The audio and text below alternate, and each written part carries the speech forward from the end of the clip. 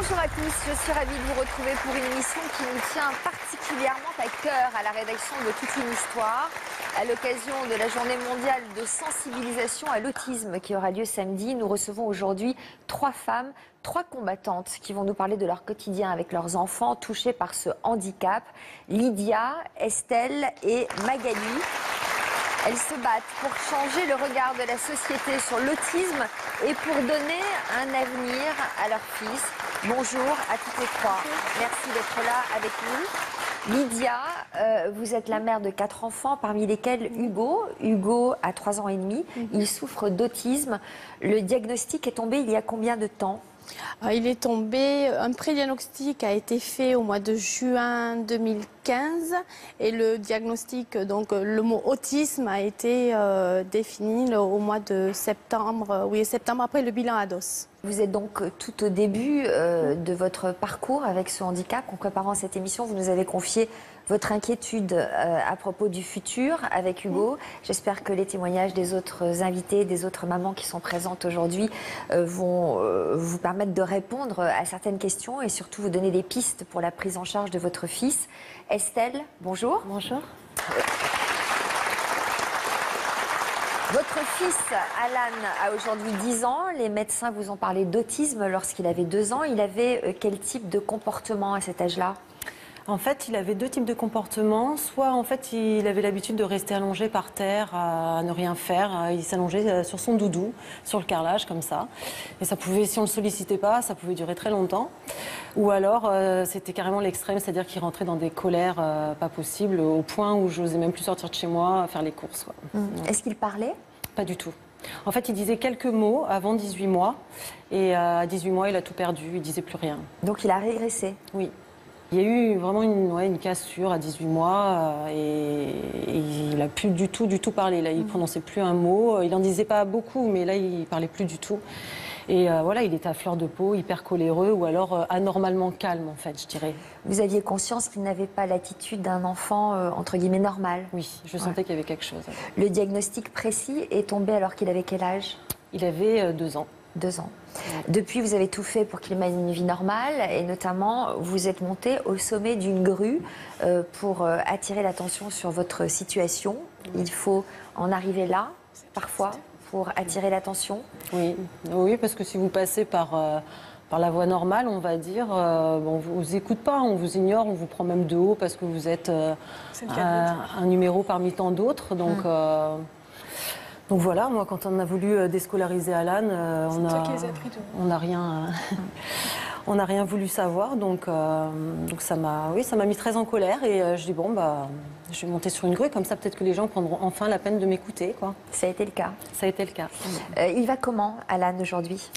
Alan va bien, il va même, on va dire qu'il va très bien si on compare il y a quelques années. Il a 10 ans aujourd'hui. Il a 10 ans aujourd'hui, voilà. Donc Alan va à l'école tous les matins, il est en prise en charge l'après-midi.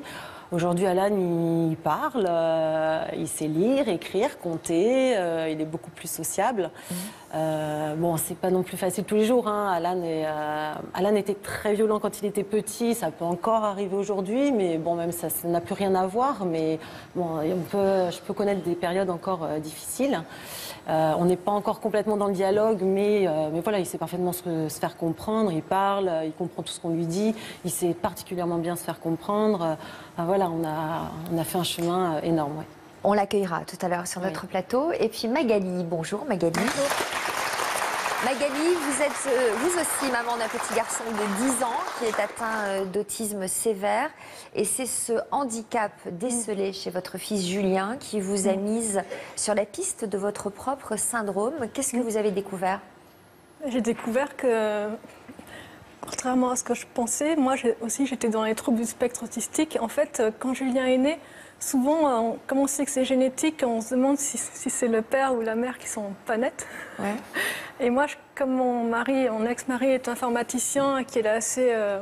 cartésien. Voilà, enfin, typique, quoi. Je pensais que c'était lui l'autiste. Et moi, comme je suis sociable, je pensais vous pensez que c'était lui qui n'était pas net, comme oui, vous dites. je pensais vraiment qu'il n'était pas très net. C'est pour ça, d'ailleurs, que je l'ai épousé. Et en fait, j'ai divorcé depuis.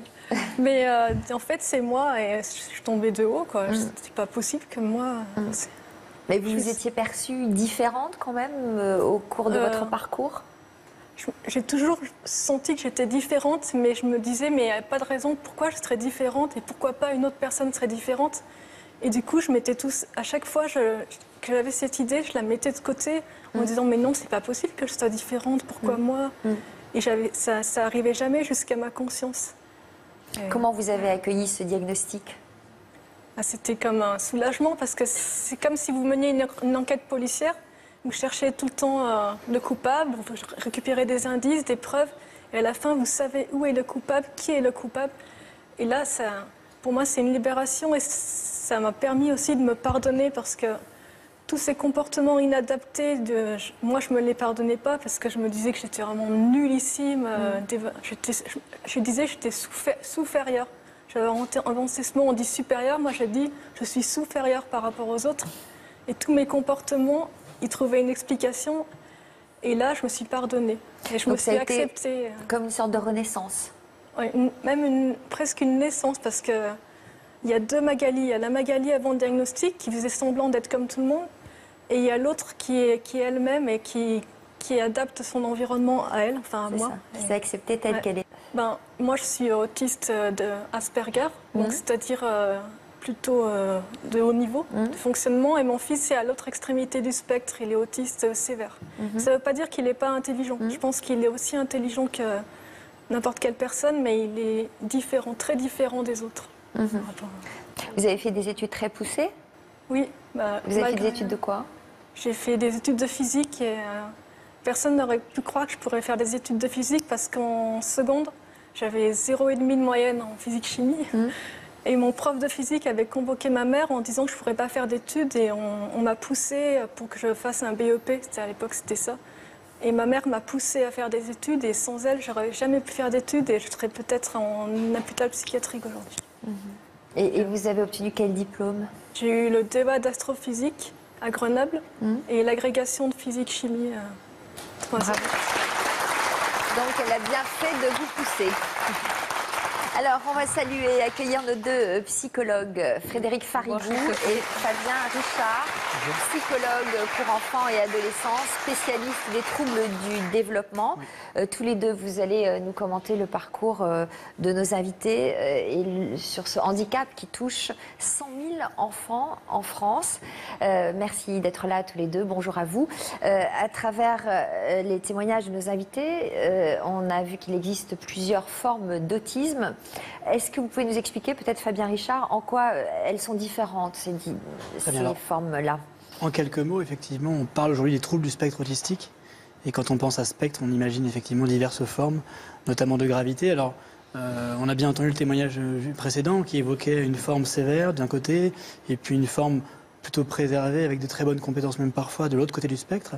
Et finalement, entre les deux, il existe diverses nuances du trouble autistique, avec notamment l'importance et la fréquence des symptômes et leur intensité, qui va pouvoir justement nuancer le diagnostic et la forme du trouble. Symptômes, par exemple, on peut imaginer d'un côté du spectre l'autisme sévère avec une personne qui se balance beaucoup, qui n'a pas de langage, qui peut s'automutiler, effectivement avoir peu d'autonomie. Et puis de l'autre côté du spectre, effectivement, quelqu'un qui peut être parfois supérieurement intelligent, différemment, mais supérieurement au sens où il y aurait des fulgurances, par exemple, qui seraient dans l'autonomie assez préservée également, et même si sur le plan social, il y aurait quelques difficultés. Voilà. Et puis après, tout de même, on peut évoquer la plus ou moins préservation des fonctions cognitives intellectuelles aussi, qui peut influencer sur cette forme d'autisme, tout de même. Voilà en somme. Alors, on va commencer avec le témoignage de Lydia. Il y a 6 mois, donc, vous avez compris que votre vie n'allait plus être tout à fait la même si j'imagine que vous aviez déjà une intuition là-dessus. Qu'est-ce qui vous a poussé à consulter, justement, pour Hugo? Mais c'était surtout, parce que moi, à l'époque, j'étais sur La Rochelle et c'était l'incompréhension, disons que moi je voyais que c'est mon 4e enfant, donc je voyais qu'il n'avait pas le même développement que ses frères et sœurs. Et donc j'en parlais constamment au pédiatre qui, elle, ramenait, parce qu'il a eu une naissance très difficile, puisqu'il a fait une anoxo-ischémie à la naissance, et me ramenait tout, en fait, à sa naissance. Mais après, en grandissant, quand on voit son propre enfant commencer à se taper contre les murs, à être insensible à la douleur, à régresser aussi au niveau du langage, parce qu'il avait commencé à parler aussi, et d'un coup, tout s'est arrêté. Là, on se dit, bon, il y a autre chose. J'imagine que vous avez fait des recherches vous-même, parce que les parents sont souvent très actifs dans la recherche du diagnostic. Comment vous vous expliquiez, vous, les comportements étranges de votre fils? Mais disons que, voilà, en se servant de l'outil Internet, je tapais certains comportements qu'il avait, et tout me ramenait, en fait, à l'autisme. Donc, vous avez dû aller voir plusieurs médecins pour avoir confirmation de ce diagnostic, pour être vraiment écouté à la hauteur de ce que vous disiez.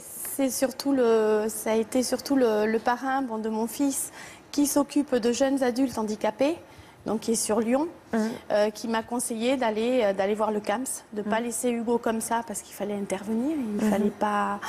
Et j'ai été entendue au niveau du CAMS. Voilà, il a rencontré le pédiatre. Donc c'est lui qui a fait un pré-bilan et il a dit je ne parle pas d'autisme, je parle de TSA pour l'instant. Est-ce qu'il a relié ça à votre accouchement difficile, lui?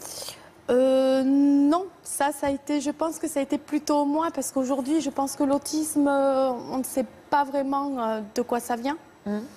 Voilà, c'est. Est-ce qu'on peut en dire plus là-dessus? Est-ce qu'on a des idées sur l'origine? Bien sûr, aujourd'hui, en tout cas, on a des consensus médicaux, des recherches en nombre sur l'origine, les facteurs en cause.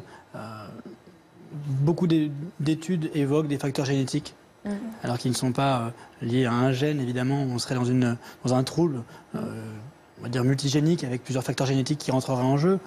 On a quelques gènes candidats qui ont été isolés, d'une part. Et puis ensuite, d'autres qui se retrouvent dans des familles ou chez quelques patients. Qu'est-ce qui s'était passé déjà au moment de l'accouchement? Hugo a fait une anoxo-ischémie, donc j'explique. Il a les poumons en fait qui se sont remplis de liquide amniotique surinfecté et il est né mort-né. Voilà, donc on me l'a transporté, 1 heure après, il est parti en réanimation sur Poitiers, où là on me l'a mis 3 jours en hypothermie, c'est-à-dire ça a été pour lui arrêter toute activité cérébrale. Voilà, c'est ce que j'ai compris à ce moment-là, quoi. Et de là, donc après, il a passé encore 10 jours en réanimation. On a basculé en néonate, à nouveau, où là, il a fallu, je veux dire que pour un nourrisson, tout réapprendre à Hugo. C'est-à-dire qu'il ne savait même pas téter. Voilà. Alors c'est vrai que quand on m'a parlé d'autisme, j'ai pensé au début, moi aussi, que c'était lié, voilà, peut-être aux causes. Après, à mon âge aussi, parce que j'ai eu un enfant sur le tard. Voilà. Donc c'est vrai qu'on se pose beaucoup de questions et on culpabilise, effectivement, on culpabilise. Et j'ai culpabilisé même par rapport à mes autres enfants, de me dire que voilà, personne n'est éternel et que je leur laisse une lourde charge derrière aussi, que je laisse un enfant handicapé. Cette culpabilité que vous exprimez, c'est vrai que tous les parents l'éprouvent et c'est vraiment quelque chose qu'il faut évacuer à un moment donné. Mais je dirais que presque, moi, dans les gens que je reçois, je sens qu'elle a du sens, cette culpabilité, dans le sens où elle donne du sens à une épreuve qui n'en a pas. Pourquoi moi? Pourquoi ça m'arrive à moi? Pourquoi j'ai à vivre cette épreuve-là? Et dans un premier temps, ça permet de se donner des explications qui remettent un peu d'ordre dans le chaos que ça fait vivre. C'est une épreuve au début, mais en fait, c'est incroyable l'effet que ça fait. Ça nous a, Estelle, ça nous a changé, ça nous enrichit d'une manière, mais ça nous fait rentrer dans une autre vie, une autre dimension que la plupart des gens ne perçoivent pas.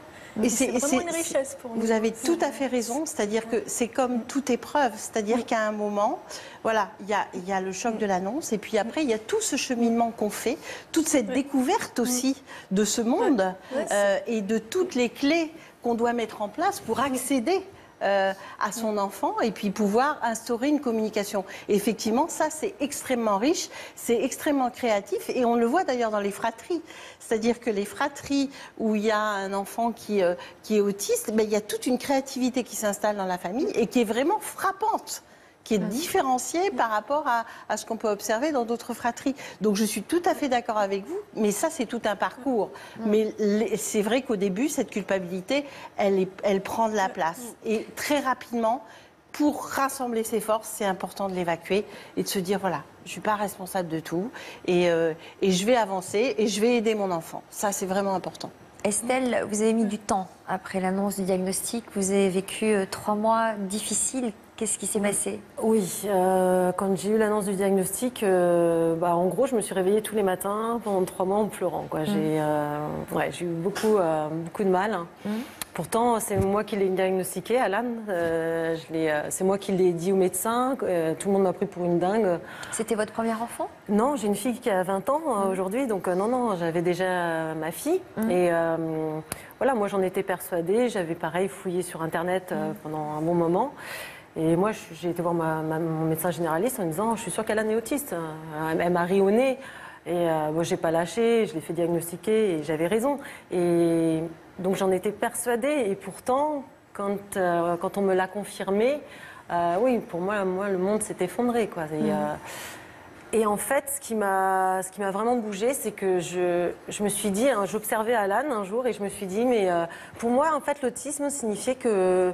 C'est pour ça que c'était aussi dramatique pour moi. C'est-à-dire que pour moi, je ne pourrais jamais communiquer avec mon fils.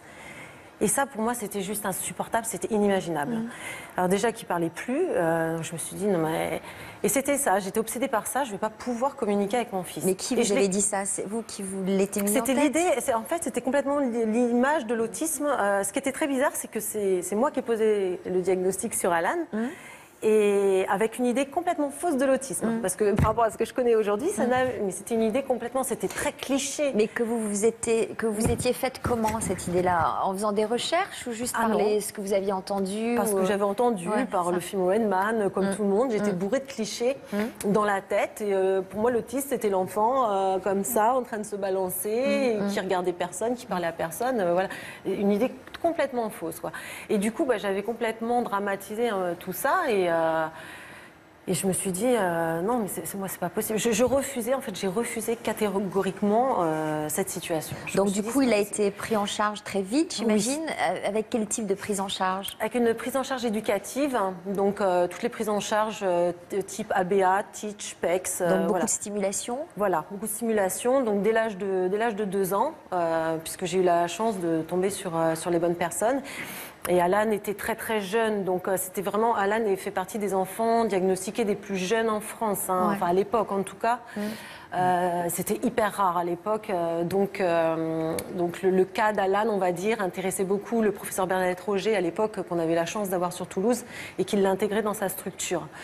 Mais bon, le problème c'est qu'il y avait peu d'heures, enfin il y avait 9 heures de prise en charge par semaine à peu près. Il avait que 2 ans, il était incapable d'aller à l'école, de toute façon même à 3 ans. Et moi j'avais compris que plus il aurait d'heures de prise en charge et plus il aurait des chances d'évoluer très vite, quoi. Alors juste avant d'en savoir plus, 2 questions. Est-ce que justement le fait que le diagnostic soit posé très tôt, est-ce que ça permet à l'enfant d'être stimulé plus jeune et donc c'est un meilleur pronostic? Évidemment. Sur sa sociabilisation? Évidemment que c'est un facteur important, c'est un enjeu important de santé publique et puis individuellement pour favoriser le pronostic et l'évolution, tout à fait. Alors un commentaire sur les différentes prises en charge évoquées par Estelle? Oui, tout à fait. Alors les différentes méthodes qui ont reçu la recommandation de la Haute Autorité de Santé en France, récemment malheureusement, mais au moins c'est le cas actuellement, c'est effectivement des méthodes plutôt comportementales, comme Estelle citait la méthode ABA par exemple. D'une part, ensuite il y a des programmes qui sont repris des États-Unis qui a été créé dans les années 60 à peu près, donc les méthodes Teach par exemple, qui est basée sur tout ce qui est visualisation, structuration de l'environnement, donc deuxième méthode assez recommandée et validée. Et puis également toutes les approches de communication augmentative, on appelle ça des outils de communication par image, par pictogramme ou par geste, qui également font partie des méthodes d'intervention précoce ou moins précoce. Elles se complètent, ces méthodes? C'est l'une ou l'autre, ou ça peut être les 3 en même temps? Non, il est même parfois préférable d'utiliser par exemple de l'ABA et une méthode de communication par image, par exemple. C'est extrêmement important et c'est très efficace et très efficient en général. Elles sont prises en charge financièrement? Alors, malheureusement, directement, non. Maintenant, indirectement, notamment par la maison des personnes avec handicap, ça peut être pris en charge en partie, tout ou partie. Ça dépend des des régions, des départements et puis des Si, prises en il y a charge. des structures d'État qui pratiquent oui. des CESAD, qui pratiquent ce type de prise en charge et qui sont des structures d'État qui sont financées par l'État. Et là, les familles ne payent rien. Mais il n'y en a pas énormément. Ouais, Souvent, je les suppose- parents payent en privé. Je suppose que ce sont des méthodes qui sollicitent beaucoup de personnes, donc forcément ça coûte cher, ça a un coût. Il n'y a pas de main-d'œuvre. C'est que le gouvernement ne met pas les moyens parce que la demande, elle est là, c'est une naissance sur 100. Donc, C'est parce qu'il n'y a pas de main-d'œuvre aussi. mais, Il n'y a pas de professionnels formés. La plupart des professionnels sont formés à la psychanalyse et du coup, comme il y a beaucoup de professionnels non formés, il y a peu de professionnels formés. Et il n'y a pas de main-d'œuvre. Elle habite, je sais pas, dans la côté d'Auch, campagne et c'est le désert. Elle va être obligée de déménager parce qu'il n'y a pas de professionnels formés. Parce qu'il n'y a pas de structure. On est dans un milieu rural et il y a... Voilà, pour l'instant, moi, il y a 2 ans et Hugo, quand il va arriver à 6 ans, ben, c'est le gros point d'interrogation. Voilà, parce qu'il n'y a plus rien.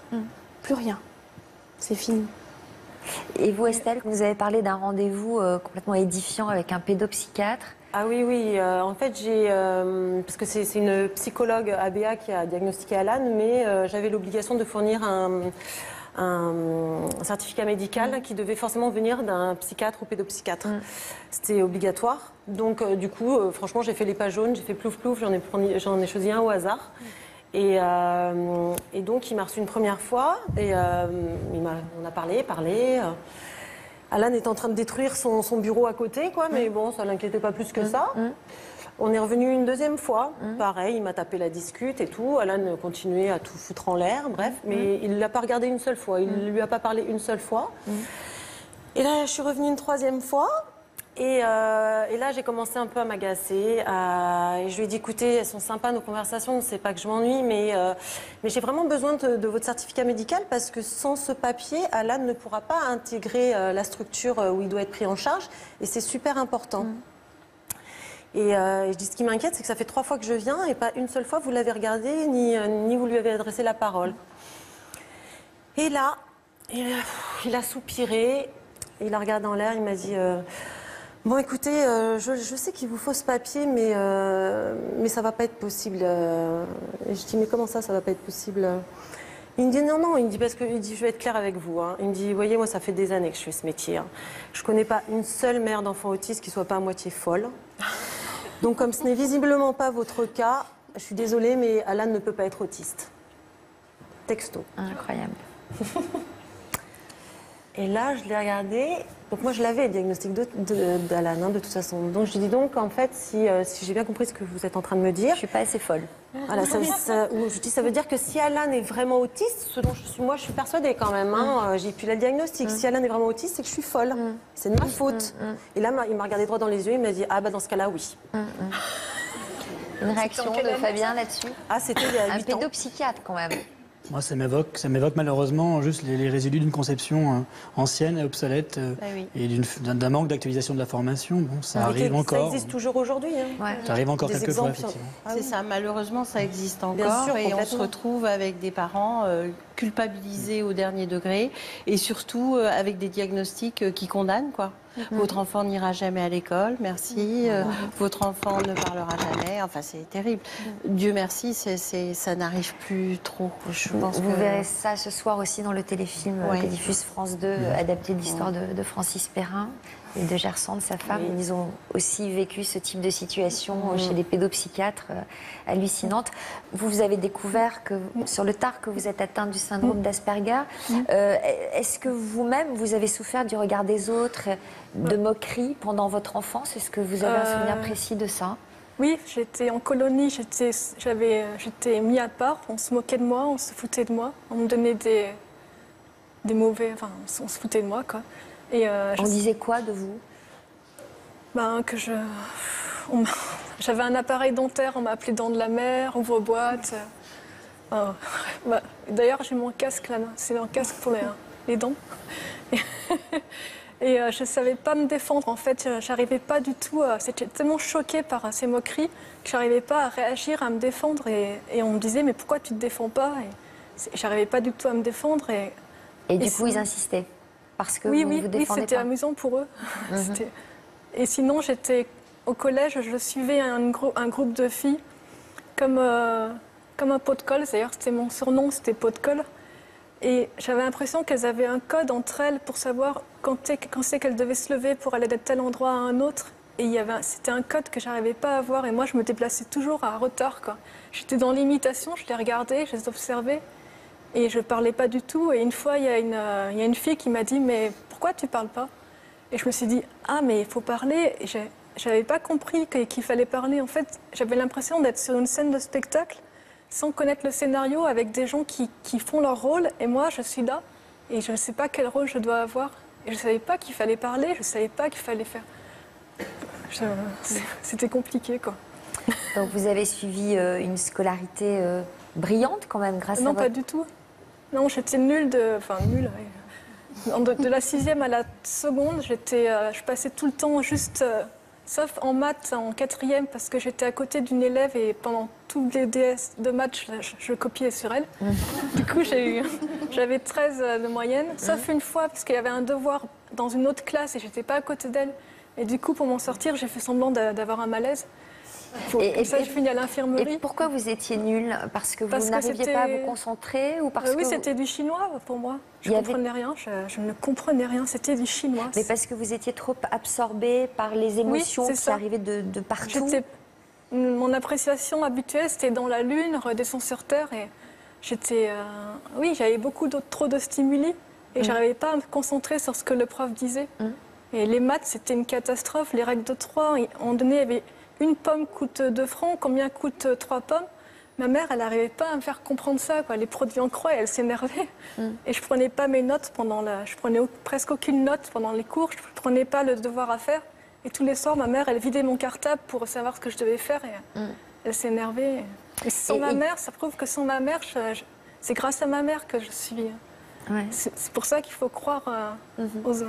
Il y avait des matières qui vous intéressaient plus que d'autres? Il y avait le russe. Et en russe, j'adore le russe, j'adore entendre le russe. Et quand la prof parlait russe, j'adorais répéter à l'exact, exactement. Et pourquoi le russe?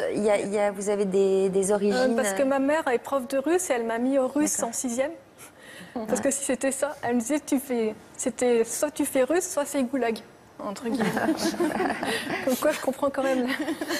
Donc j'ai fait russe en 6e et j'ai adoré le russe et il n'y avait que là que j'étais bonne. Et en musique aussi, parce que dès que j'entends une musique, je peux retrouver les notes en m'inventant une gamme. C'est quoi, c'est l'oreille absolue? Non, pas absolue, relative. Mais j'arrive à... Par exemple, si j'entends la symphonie de Beethoven, j'ai les notes dans ma tête. Et c'est facile pour moi. C'est comme si je devais répéter ce que vous me disiez. C'est aussi naturel que ça. C'est quelque chose... Et je ne comprenais pas d'ailleurs pourquoi personne n'y arrivait. Je te confirme. Et l'humour, vous avez beaucoup d'humour aujourd'hui? Vous êtes sensible à l'humour? J'en ai beaucoup aujourd'hui parce que je m'accepte, mais avant, non, pas du tout. Enfin, je crois pas. Au contraire, ça vous heurtait? Je sais que je prends beaucoup les choses au premier degré quand on m'explique pas. Enfin, quand même...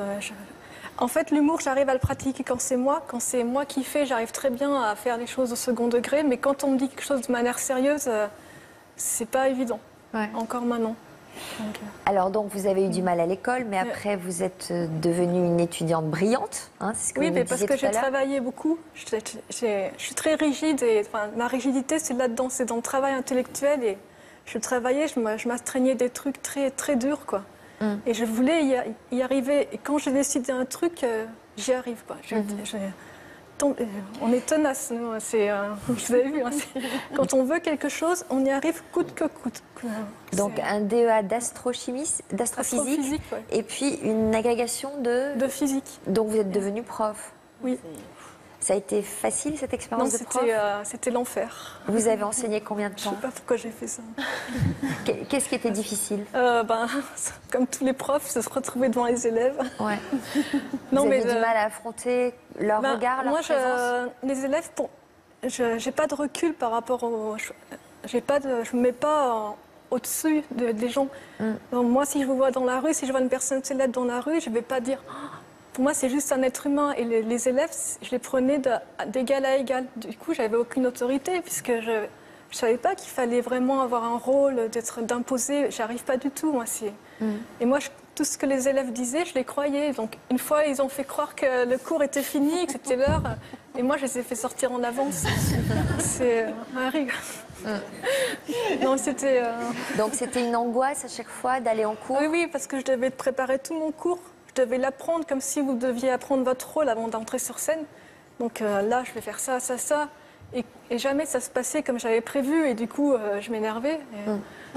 Et je ressortais, j'avais le temps sueur et je mettais des... Alors, pas d'interaction sociale. L'affection, est-ce que vous parveniez, par exemple, à avoir des gestes tendres envers votre maman? Non, pas trop. Non, pas... Hugo, Lydia? Non.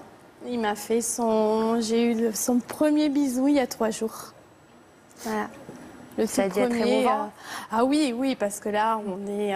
mais c'est vrai qu'après, en dehors de ça, puis voilà, je dis, aujourd'hui, je rêve d'une seule chose, c'est qu'il va avoir 4 ans, qu'un jour, il me dise « Maman », tout simplement.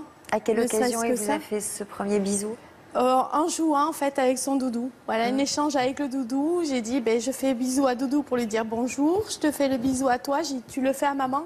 Et là, miracle, parce que jusqu'à, je le faisais très souvent. Et là, pourquoi? Effectivement, il est venu me poser, me faire un bisou. Donc, ça a été une sur la victoire. joue. Oui, oui. Parce qu'à chaque fois, on doit enregistrer des petites victoires comme ça. Oui, de le voir s'approcher parce que il n'y a pas d'échange d'affection. C'est pas un enfant, on peut pas lui faire de câlin, on peut pas le prendre pour lui faire de câlin, on peut pas. Et c'est vrai que tout ça, ça manque. Ça manque quand on est une maman poule parce que voilà, et c'est très très dur d'arriver à le vivre. Voilà, parce qu'on se sent rejeté. On se sent rejeté alors que c'est pas le cas. Magali, vous avez réussi à nouer une belle complicité avec votre fils Julien. Vous avez d'ailleurs souhaité partager avec nous un moment privilégié entre vous deux.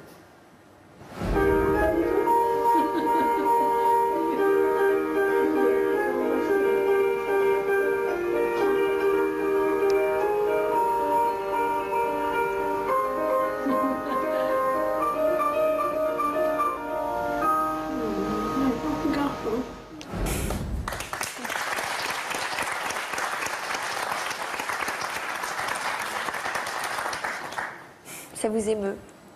Oui. Ce lien a mis du temps à se créer?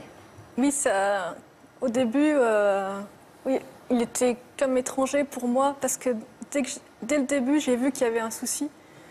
C'était comme un étranger et j'arrivais pas à le...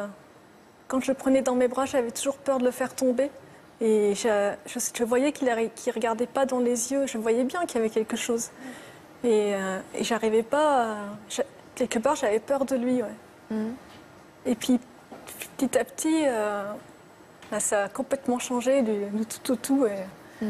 Et le fait que vous-même, vous ayez eu ce parcours-là, est-ce que vous n'avez pas trouvé des clés plus facilement, justement, pour instaurer ce lien affectif, pour instaurer cette communication? Non, parce que quand il est né, moi, je savais pas que j'étais dans le trouble du spectre autistique et j'étais dans le déni de moi. C'est-à-dire que j'avais effacé tout ce passé négatif et je jouais un rôle. Et du coup, c'est pour ça que j'arrivais pas peut-être à avoir le lien avec lui, puisque peut-être qu'il me rappelait des choses que j'avais effacées. Et c'est quand je me suis acceptée moi que je l'ai accepté lui. C'est une réaction de Frédéric là-dessus. C'est tout à fait bien analysé, c'est-à-dire que effectivement, le fait d'être dans le déni de soi, ça empêche la rencontre avec l'autre, et en plus, si l'autre me déclenche dans ma propre souffrance, donc forcément, ça va mettre de fait une distance et va empêcher de créer ce lien.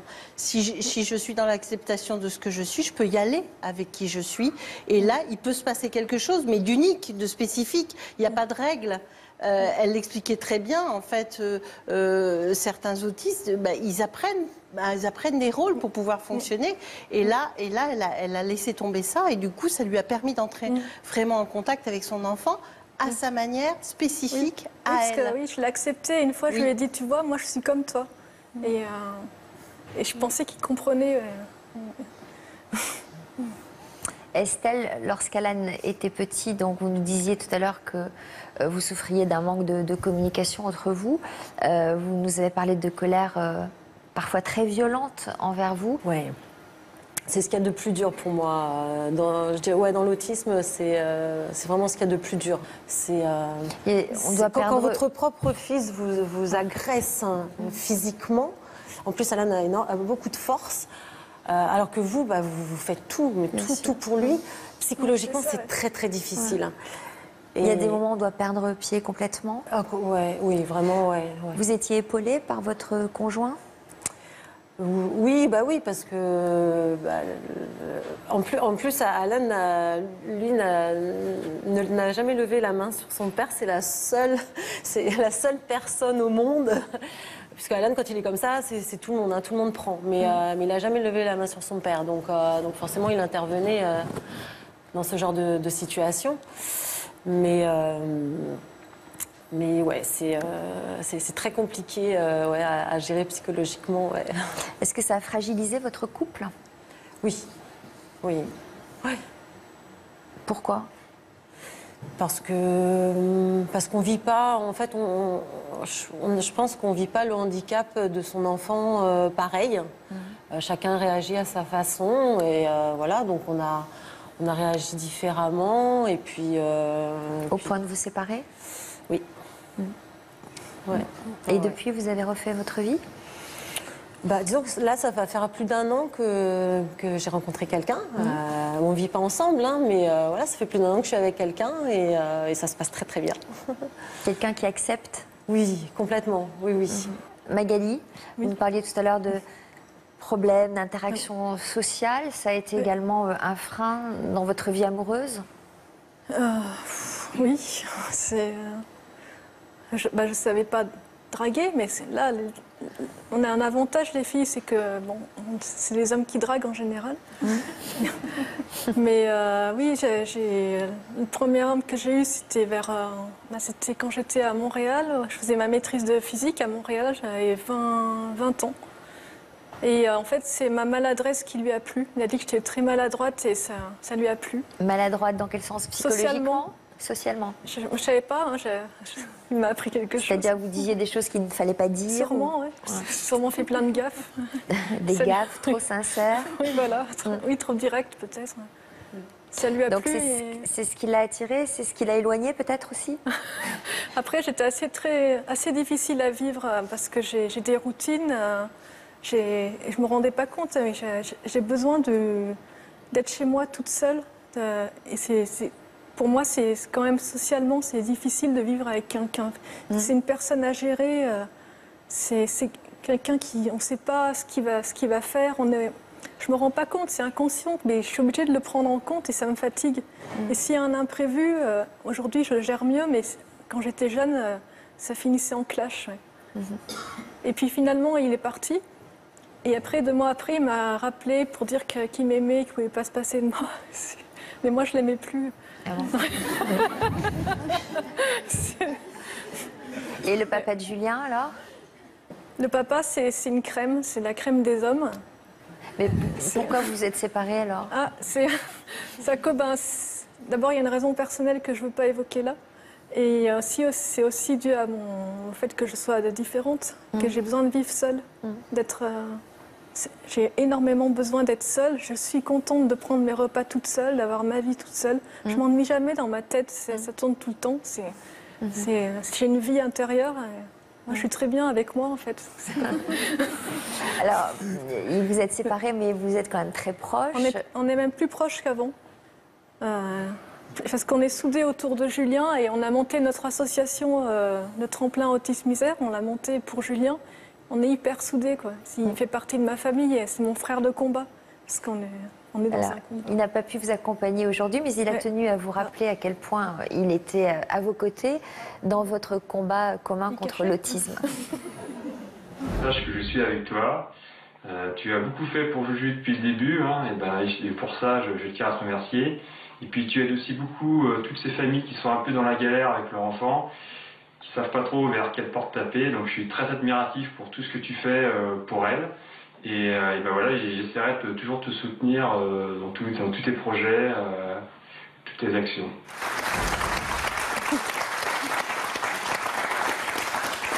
Une réaction? C'est un cachotier. Et vous, Lydia, comment vous gérez cette situation au quotidien? Moi, je la gère grâce au beau-père d'Hugo, voilà, qui m'épaule énormément, qui est très présent. Nous sommes allés à sa rencontre il y a quelques jours. À Terrobes, dans le Gers. Bonjour Thierry. Bonjour. Hugo avait quel âge quand vous avez rencontré Lydia? Quand on s'est rencontrés, Hugo avait 1 an et demi. C'était un enfant normal, plein de vie, qui jouait. Mais après, oui, il y avait certes pas la parole, mais bon, 1 an et demi, c'est pas trop inquiétant, quoi. En fait, je l'assimile à ma fille, qui était à l'époque dysphasique, et donc qui a parlé très très tard. Et du coup, c'est vrai que le fait de voir Hugo qui parle pas m'a vraiment pas choqué. C'était pas quelque chose pour moi de décalé, quoi.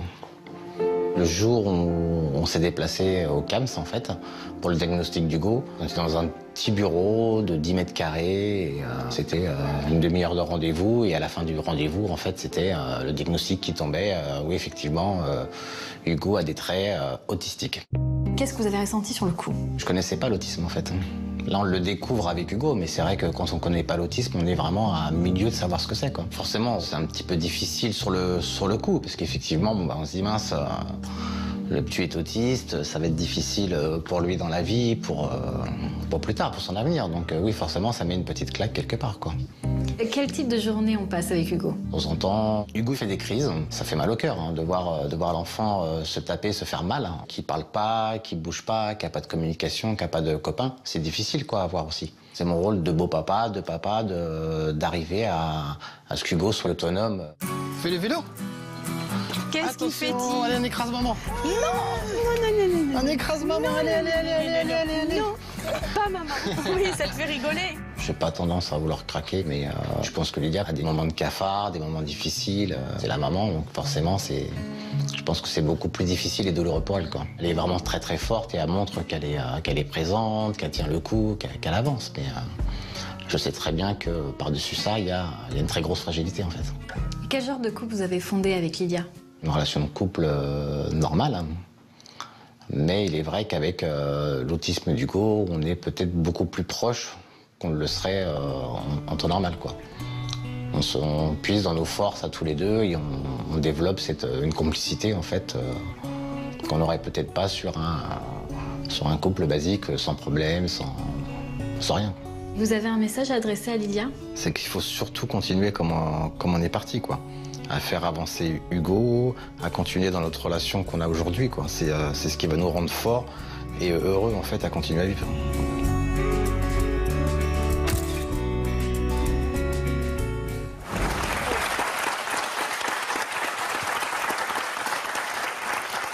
Il est incroyable, cet homme-là. Il a tout plaqué pour venir vivre avec vous. Et la rencontre n'est pas banale. Vous l'avez rencontré comment? Via un réseau social, puisqu'on ne citera pas de nom. Voilà, on était sur un site d'humour. D'humour. Et ça, voilà, et ça a démarré incroyable, cette histoire. bêtement. Estelle, Geneviève, votre mère est dans le public aujourd'hui. On va lui demander de venir nous rejoindre, ainsi qu'à Joanne, votre fille.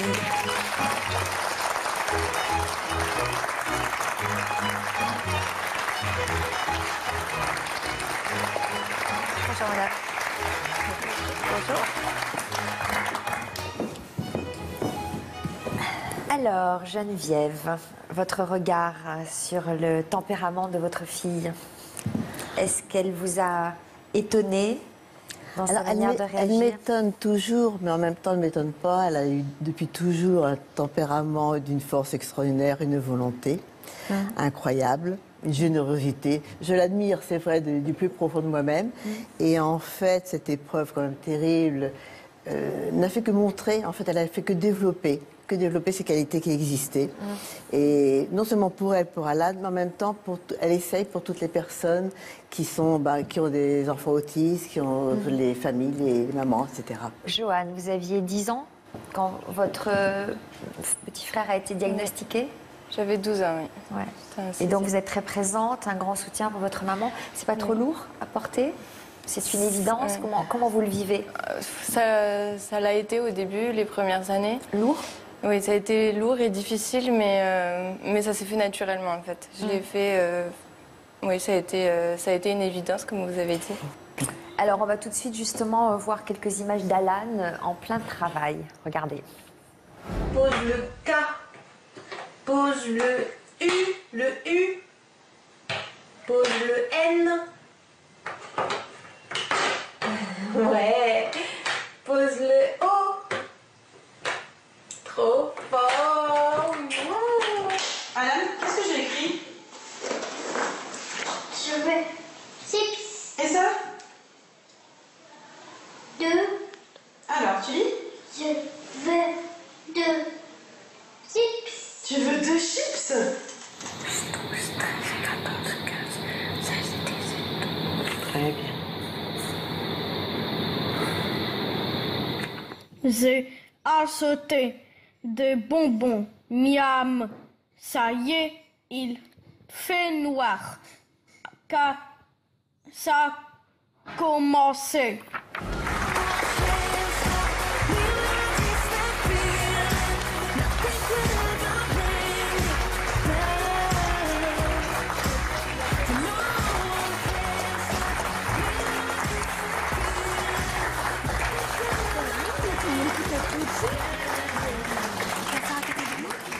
Oui. Il y a du Il y a plein de chambres. Oui. Donc, plein de chambres. De gens. De gens. De gens, oui. Il y a plein de chambres. Ça va? Oui.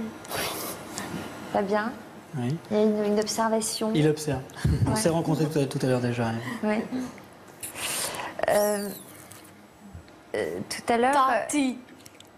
Tati, elle est là-haut. Elle est là-haut, Tati. Ouais. Et là-haut. Dis-donc, t'as une jolie montre. Fais voir ta montre. Qu'est-ce qu'elle a de particulier, cette montre? Estelle, elle a une véritable importance, je crois, cette montre? Oui, elle a une véritable importance, oui, parce qu'effectivement, j'ai inventé une application qui fonctionne avec une montre connectée comme celle-ci. Ouais. Et en fait, le principe de cette application, c'est qu'elle va envoyer sur sa montre des alertes. Donc, je programme des séquentiels et c'est des alertes qui vont lui indiquer ce qu'il doit faire. Donc, par exemple... C'est quoi, c'est une manière supplémentaire de le stimuler? Oui, et c'est surtout, en fait, le but, c'est vraiment de le rendre le plus autonome possible. Parce que, en fait, Alan sait faire plein de choses, mais il faut que je sois constamment derrière lui, à lui dire ce qu'il doit faire. Et Alan, il va avoir bientôt 11 ans, hein, l'adolescence approche, et je me dis, donc moi, j'ai décidé, depuis l'année dernière, de vraiment mettre le paquet sur... vraiment mettre le paquet sur l'autonomie. Ouais. Et voilà, donc je me suis dit, plutôt que moi, je sois constamment toujours derrière son dos à lui dire ce qu'il a à faire, j'ai imaginé ce concept et qui fonctionne vraiment, vraiment très bien. Alors, par exemple, elle dit quoi, la montre? Elle va lui dire, par exemple, alors il va avoir un séquentiel le matin qui va lui dire je me lève, je prends ma douche, donc il va détailler toutes les étapes de la douche. Je m'habille, je prends le petit déjeuner, je mets mes chaussures, voilà. Donc elle est réglée pour une journée? Vous changez le programme tous les jours en fonction de ce qu'il a à faire ou... Non, en fait, moi je crée ces séquentiels sur des choses qui se répètent tout le temps, en fait. Hein, donc je le crée une fois. Par exemple, là, aujourd'hui, il n'y a pas d'indication particulière. Alors, par exemple, aujourd'hui, on peut... Qu'est-ce qu'on va pouvoir mettre aujourd'hui que... Le téléphone. Attends, regarde, on va créer l'alerte pour l'émission. Oui. Allez, on va faire l'alerte. Donc là, par exemple... En plus, c'est très ludique. Oui, c'est très ludique. Là, comme je disais tout à l'heure, c'est un accro des écrans, donc du coup, ça fonctionne super bien puisque voilà, il adore cet outil. Donc là, comme aujourd'hui, c'est un événement exceptionnel, je vais créer un rappel simple. Alors, par exemple, donc on va mettre je participe à l'émission. Je participe. Qu'est-ce que vous en pensez, Fabien? C'est créatif, c'est inventif. Exactement, l'actualisation des méthodes 2.0. C'est la rééducation, thérapie 2.0. C'est ça. De l'autisme. Et puis, Frédéric, ça crée une complicité supplémentaire? Évidemment, c'est une manière de créer du lien, de communiquer entre la mère et le fils. Et visiblement, ça fonctionne très très bien. Ouais, je confirme. Et Magali, vous en pensez quoi de cette idée? C'est très bien, mais il faut que l'enfant il aime l'écran, il aime les écrans. Mon fils, il n'aime pas l'ordinateur. Donc c'est pour ça, je pense qu'elle l'a développé en suivant l'intérêt de... Donc alors, vous entrez une phrase. Voilà, donc, qui va donc là, je vais lui lancer, par exemple, un rappel en disant « je participe ». Je parle toujours à la première personne. C'est comme s'il se parlait dans sa tête, c'est pour l'entraîner à réfléchir par lui-même de ce qu'il est censé faire. Donc là, je participe à l'émission et après, donc, je lui pose la question, es-tu à l'émission? Si par exemple, moi, j'étais pas là et que je voulais vérifier qu'il soit bien à l'émission Toute une histoire, je lui envoie la question. Donc comment ça se traduit? Ça va sonner? Ça va voilà. y avoir une donc alerte? en fait, il va y avoir, donc là, je l'ai programmé dans 1 minute. Il y a une alerte qui va apparaître sur sa montre et qui va lui dire alors, le temps d'inviter Olivia Catan à nous rejoindre sur notre plateau. On vous connaît, Olivia, parce que vous êtes déjà venue nous rendre visite. On vous connaît pour le combat que vous menez à la tête de l'association SOS Autisme France. C'est votre fils Ruben qui vous a donné envie de vous engager. Il a quel âge, votre fils, aujourd'hui? Il a 10 ans. 10 ans. Ouais. Comment va-t-il? Il va bien. Il va bien. Il est à l'école. Ouais. Parce que je me suis beaucoup battue, évidemment, aussi. Tout ce que ces mamans ont raconté, bon, d'abord, je connais Estelle, je connais Magali, parce qu'on a cette merveilleuse communauté sur Facebook, pour ne pas le citer. Pardon, excusez-moi, elle est arrivée, ça y est? Oui. Ah bah c'est une petite alerte, alors? Oui, ça vibre, hein, ça sonne pas, ça vibre. Je peux voir? Ah bah, ça y est, il l'a lu. Oui, ça y est. Et ça lui a demandé, es-tu à l'émission Toute une histoire? Il a dit oui. D'accord. Pardon. Non, donc vous connaissez toutes ces mamans? Oui, parce que c'est vrai que sur les réseaux sociaux, on se parle beaucoup, on s'échange beaucoup, on se donne des trucs pour nos enfants. C'est important pour sortir de l'isolement, de s'entraider comme ça? C'est pas parce que, disons que mon fils maintenant va à l'école, il a à peu près 16 de moyenne, alors qu'il y a 4 ans de cela, le médecin m'avait dit de le mettre dans un asile psychiatrique, de m'occuper de mes filles et de l'oublier, de faire le deuil de mon enfant. C'est ce que j'ai entendu. Alors pardon, mais c'est vrai que les pédopsychiatres continuent encore ce discours, malheureusement. Les pédiatres continuent encore ce discours. Je ne le sais que trop bien parce que j'ai aussi des témoignages de mamans qui me racontent ça à chaque fois. Donc malheureusement, encore aujourd'hui, on dit ça aux mamans. Moi, j'ai dû partir à l'étranger pour sauver mon enfant. Et quand je suis revenue, ça a été le parcours du combattant qui a recommencé. Parce que je voulais le mettre à l'école, c'est ce qu'on m'avait conseillé à l'étranger. Et finalement, on n'avait pas d'auxiliaire de vie scolaire à me donner. Donc j'ai été journaliste, j'ai dû quitter mon emploi. Et je suis devenue l'auxiliaire de vie scolaire de mon fils pendant 2 ans. Donc je l'ai suivi. Et il a 16 de moyenne. Et maintenant, il a 16 de moyenne. Donc ça veut dire, si vous voulez, moi, voilà, j'ai été touchée, émue aux larmes, parce que tout ce qu'elle raconte, je l'ai dans ma chair, je le vis au quotidien. Les crises de mon fils, je les vis encore, parce que c'est pas parce que Ruben va à l'école et qu'il a 16 de moyenne qu'à la maison, il n'est pas capable, voilà, j'ai une bosse, de m'ouvrir l'arcade sourcilière. C'est encore faisable, c'est encore possible. Donc, on vit tout le même quotidien. Donc, voilà, ça me parle. Mais ce qui me tue, c'est qu'aujourd'hui, on a l'antidote quand même pour soigner l'autisme. On ne sort pas de l'autisme, on n'en guérit pas. Mais on peut améliorer les choses. On peut faire que ces enfants soient acceptés partout, aillent à l'école, aillent au sport, fassent de la musique, qu'ils aient plus de stéréotypie, qu'on diminue les troubles du comportement. Mais cette prise en charge, elle est tellement chère. Moi, elle me coûte 3 000 € par mois. Qui peut payer ça? On est surendetté. J'ai 3 enfants avec mon mari, je ne travaille plus. Donc on se retrouve tous dans des situations financières terribles. Et encore, j'ai un mari. C'est une chance. Ce n'est pas le cas de toutes les mamans qui sont précaires. J'ai eu une maman ce matin qui voulait mettre fin à ses jours parce qu'elle était mariée avec un agriculteur. Ils n'ont plus les moyens de payer la prise en charge. Et l'enfant se retrouve sans rien. Donc c'est un désespoir terrible. On a l'antidote. Pourquoi l'État ne veut rien faire pour nous? Pourquoi ils privent tous nos enfants de leur avenir? Et c'est ça qui me tue, c'est qu'ils sont nombreux. Alors, vous lancez en ce moment une campagne de sensibilisation portée par de nombreux artistes français. On va en voir quelques images. Je m'appelle Vincent. Je m'appelle Mélissa. Je m'appelle Samy. Pourquoi tu es triste? Parce que dans mon pays... La France. La France. Toutes les portes sont fermées aux autistes. L'école. La musique. Le sport. Le travail. Parce que les gens pensent que les autistes sont des idiots. Tu ne ressentent rien. Moi, je comprends tout. Moi, je ressens tout. La colère, la peine. L'amour, la peur, l'indifférence. Il est autiste, juste différent.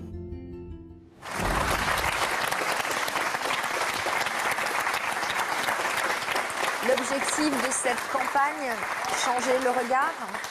Changer de regard, obliger vraiment notre société française à prendre conscience qu'il y a un vrai malaise de santé publique. Ils font partie, ils sont citoyens français, ils méritent un avenir. Alors ce soir, sur France 2, vous allez donc découvrir le film Presque comme les autres. Cette fiction est adaptée du combat de Francis Perrin et de sa femme Gersande pour leur fils Louis, lui aussi autiste. Regardez cet extrait. Regarde mon chéri, c'est papa et maman sur scène. T'as vu? Bon alors, la pédiatre? Oh, elle a dit qu'il prenait son temps. Les garçons sont plus lents que les filles. Eh oui, il a besoin de temps. C'est un intellectuel. Il nous observe. Ah mon Tom. Quoi? Tu vas pas t'y mettre toi aussi. Qu'est-ce que tu veux que je dise? Peut-être qu'on s'inquiète trop après tout. Hein. Il va avoir 3 ans. Bah, faut aller voir une autre pédiatre. C'est la 4e. Bah, faut aller en voir une 5e. Pardon. Hein, mon poussin? Hein? La 5e, ce sera la bonne? Hein?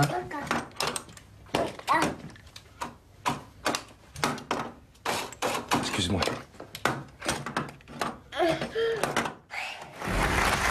Voilà, et ce film sera suivi d'une soirée spéciale consacrée au combat des familles touchées par l'autisme. Vous pouvez retrouver toute une histoire dans version féminine chaque fin de semaine, vous le savez. Et je vous donne rendez-vous dans quelques instants pour l'histoire continue avec un invité qui vous fera sûrement penser au film Rasta Rocket. Benoît, il est originaire d'Haïti et il rêve de participer aux Jeux Olympiques d'hiver de 2018. Merci à tous d'avoir participé à cette émission. Au revoir, bon après-midi.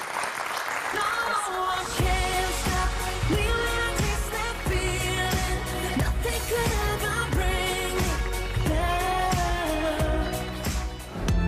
22 ans après la sortie du film culte Rasta Rocket, une histoire du même genre fait son arrivée au cinéma. Ton père est algérien? Ouais. Tu vas faire les Jeux Olympiques pour l'Algérie. En ski de fond.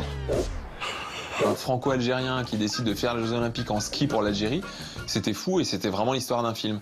Et sur le plateau de l'histoire continue, c'est le destin incroyable de Benoît que vous découvrirez. Depuis tout petit, je voulais déjà faire quelque chose pour mon pays. Et il m'a dit, mais pourquoi tu n'intègres pas à la fédération haïtienne? Pour moi, c'était une grande fierté, quoi. Né en Haïti et adopté à l'âge d'1 an et demi, Benoît est bien décidé à représenter son pays d'origine aux prochains Jeux Olympiques d'hiver. J'en prends des couleurs, j'en prends de l'envie, j'en prends de l'espoir. Une émission pleine d'humour, mais aussi d'émotion. Ce que je souhaite pour toi, c'est que tu puisses aller au JO. Se sentir soutenu par sa mère, c'est quelque chose de grand. Que vous pourrez suivre dans un instant dans l'histoire continue.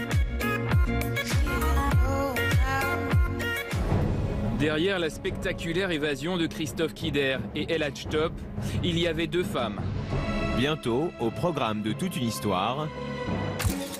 J'ai été enfermée 4 ans et 3 mois. Vous n'êtes plus dans la vraie vie, on est dans une vie parallèle. J'ai entendu toc toc toc, boum, la porte a été défoncée et j'ai retenu une seule phrase, ce soir vous dormez en prison. Sylvie et Audrey ont vécu derrière les barreaux pendant plusieurs années.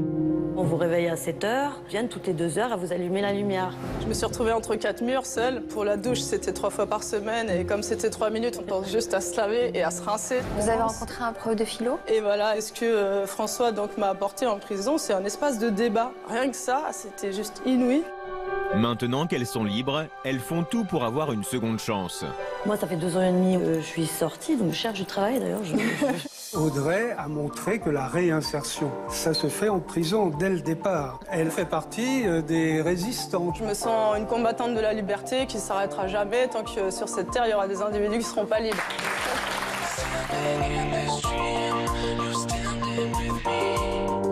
Standing